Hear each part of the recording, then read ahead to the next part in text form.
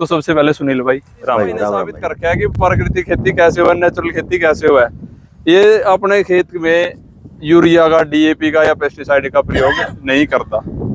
60-70 का नुकसान करवा दिए। मैं कर भी ले आएंगे तड़का ने यूरिया ना गेड़ा फसल नहीं हुई गाड़ देंगे अपने पड़ोसी से सिर पर चढ़ जाएंगे। आया भाई वो तो नया डॉक्टर बन के भाई देख, इसमें एक काम हो उसका है, प्रत्यक्ष को प्रमाण की बात है। ये थोड़ी देर पहले मैं बात भी कर रहा था उस भाई से, या तो उसने बुला लिया या उस दौरान चाल पड़ा। चलो जिसने पिछले कई साल तक परिणाम लिए है, ठीक है नहीं, तो परिणाम अगर लिए हैं तो प्रत्यक्ष ने उसकी प्रमाण की जरूरत नहीं। और एक नहीं, ऐसे 15 का मिलवा सकूं मैं जिन्हें पिछले कई साल में पूरे परिणाम लिए। गाली देने वाला मैं अब अभी थोड़ी देर पहला भाई का नाम ले रहे थे अजय गिल का। हाँ। सब तक आगे पाओगा भाई। फिर जब मैं गलत हूं तो गाली सुनने का हकदार हूं, लेकिन गाली सुनांगे जब विज्ञान के गलत रास्ते पे जाओगे, विज्ञान के आधार पर बात नहीं करेंगे। मतलब दवाइयों की जरूरत हो है, पेस्टिसाइड भी यूज हो है, ये तो आपने हाथ का वो कर दे तो पेस्टिसाइड की पूर्ति कहाँ से पूरी कराएंगे। देखो, इंसेक्टिसाइड और पेस्टिसाइड दो तरीके के हैं। ठीक है, एक इंसेक्ट है जो एक तना छेदक है, एक रस चूसक है। हाँ। दो है। ये कब चूसेंगे? जब मिट्टी में ताकत कम होगी। अगर मिट्टी की ताकत मजबूत है ना तो पौधा भी मजबूत है, और पौधा अगर मजबूत है तो बीमारी नहीं आती। मैं आपको एक बहुत शानदार सा वो बता रहा हूँ जो आप सभी कर सको। मैंने अपने घर पे ये टिंडसी के, तोरी के लिए कई पौधे मतलब बीज लगाए, और वो लगभग 10-10 पत्ते उसके आ गए। मेरी माँ ने बताया, मैं बाहर गया 2 दिन, मेरी माँ ने बताया कि उस पर लाल लाल से जी आ रहे भाई, उन्हें चबान लग रहे, पत्ते ने खान लग रहे। मैं कोई बात नहीं, मैं गया और नीचे के 2-2 पत्ते तोड़ दिए और जी भी चले गए। मतलब केवल पत्ते तोड़े, और वो जो आ रहे थे ना इंसेक्ट पेस्ट जिनकी बात करें तो अपने आप चले गए। मतलब उसने जो पत्ते नीचे वाले पत्ते उसकी ऊर्जा ले रहे थे, वो ऊर्जा बढ़ा दी। ये इतना कमाल का विज्ञान है। मतलब मैं उसको देख के अंदर में फील आवा ना, यार गजब है इस परमात्मा का, इस प्रकृति का।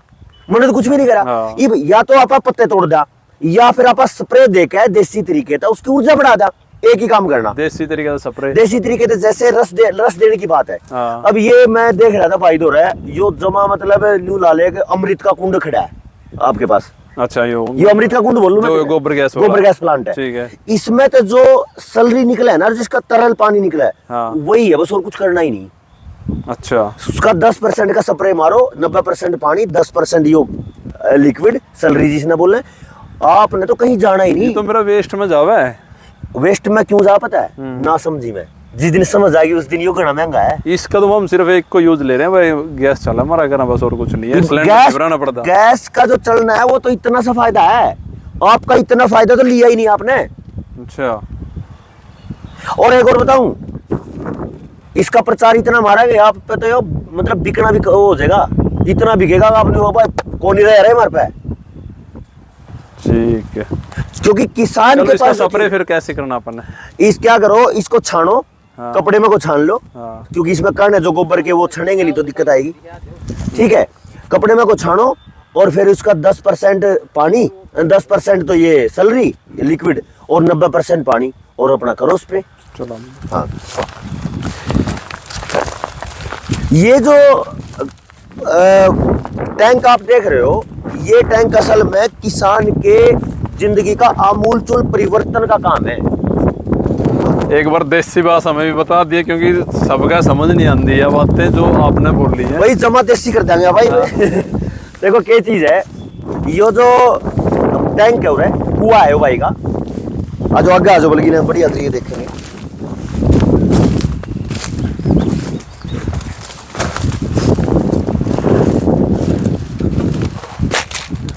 यो कुआ है, इसमें जो ऊपर है वो गोबर की मतलब गोबर गैस से, इससे टैंक से निकलने के बाद जो लिक्विड है, तरल है, वो है। ऊपर तो इसका मोटा मोटा सा है, लेकिन नीचे इसमें पानी है।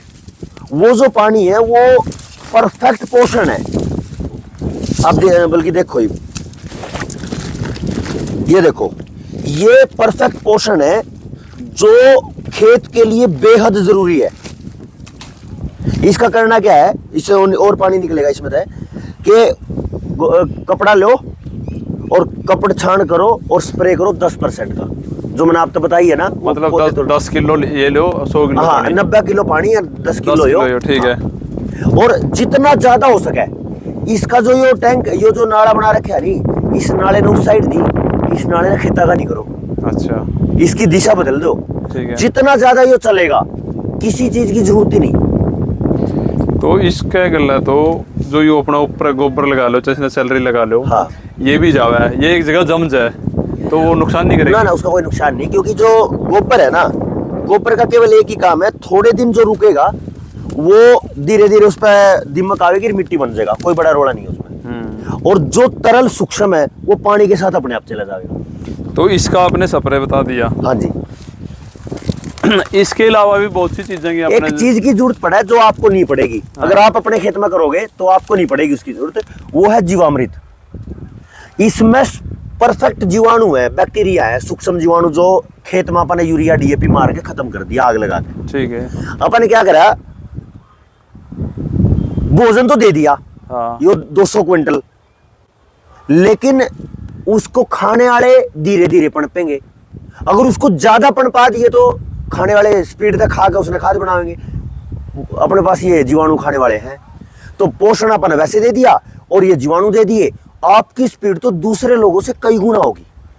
चलिए, ये तो बात होगी अपनी, होगी इसकी बात होगी, अपना तो है यो। हाँ, जिसके पास ये नहीं है तो वो किस चीज का स्प्रे करेंगे? उसके पास केवल एक ही काम करना, एक बार जैसे मान ले धान है, हर 10वें दिन डाल सके उसने, उसको बोले जीवामृत। आज के समय में जीवामृत को समझने वाले और जीवामृत के बारे में बहुत डिटेल में पता है। बिल्कुल है, जीवामृत के बारे में सब। ठीक है, सर्च भी करोगे और मैं बता ही देता हूँ। एक बार में 15 किलो गोबर, यानी एक तसला गोबर हो गया, 15 लीटर गोमूत्र। जिनके पास ऐसे आपकी तरह सैलरी है, वो सैलरी का या हो जाएगी, लिक्विड हो जाएगा। 15 लीटर गोबर, 15 लीटर लिक्विड यानी गोमूत्र, और 15 किलो गोबर, 1 किलो गुड़, 1 किलो ऐसी मिट्टी जहाँ पे कभी केमिकल ना पड़ा हो, और 1 किलो कोई भी दाल का आटा यानी बेसन। इसको मिक्स करो और इसमें लगभग इससे 5 गुना या 6 गुना पानी मिला लो। यो कुल मिलाकर हो गया अपना 32-33 किलो हो गया। ठीक है। इस तरह 5-6 गुना पानी मिल जाए तो यार 200 लीटर का ड्राम भर जाएगा। ठीक है। और यो डेली घुमाना है, डंडे से रखना छाया में, और 5 से 6 दिन में पता कैसे चलेगा भी बन गया कि नहीं बन गया। धीरे धीरे इसमें बुलबुले उठने शुरू होंगे, सड़ेगा ये, उसमें से बदबू आएगी मीथेन की। ये क्या है ना, जो आप जला रहे हो अंदर वो मीथेन है। हाँ। ठीक है, उसमें कोई भी कचरा नहीं है, ठीक है, वो मीथेन जल गई। अब ये सड़कर शुद्ध है। हाँ। इसमें गैस नहीं है, तो ये पूरा का पूरा गलकर सड़कर शुद्ध खाद बन रहा है। अब ये डायरेक्ट टू यूज है। ठीक है। आपके लिए। लेकिन जो डायरेक्ट हम कुर्डी तक गोबर का खाद डालें, वो यूज करने के लिए पहले खाद बनाएगा केचुआ या जीवाणु, फिर उसके खाद मतलब शरीर इसके मिट्टी के काम आएगा, ये सीधा काम आएगा। तो उसमें लगातार हर 10 दिन में, हर 15 दिन में उसका यूज करो। और जो आपने 200 क्विंटल हरा चारा दिया था, 2 ट्रॉली गोबर की खाद दी थी, और 1 से 1.5 किलो क्विंटल जो मिंगन खाद दी थी, वो परफेक्ट काम करेगी। और अगर 1% इसमें समस्या आ सकती है कि भाई हमने इसमें जैसे गोब की सुंडी आ गई, 1% आएगी। हाँ। और वो अगर आप कुछ ना देखोगे, उसने तो 2-3 दिन आ गए, 4 दिन उसका टाइम हो जाएगा, वो चली जाएगी। ऐसे पत्ता लपेट है, 1-2-3% पत्तों में आएगी। करने की वैसे कर लो तो इसका ही स्प्रे कर दो, इसका ही कर दो। और अगर ये जीवामृत बनाया, इसको छान लो कपड़े था, इसका कर दो, तो भी बात बन जाएगी। ठीक है।